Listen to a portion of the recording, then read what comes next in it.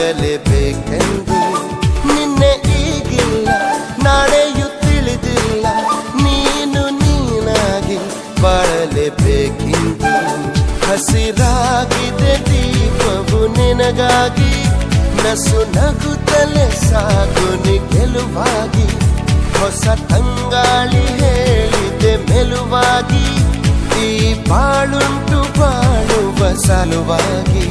ಕಿವಿ ಮಾತೊಂದು ಹೇಳಲೆ ನಾನಿಂದು, ದಾರಿ ನಿಂತಾಗ ಸಾಗಲೇಬೇಕೆಂದು.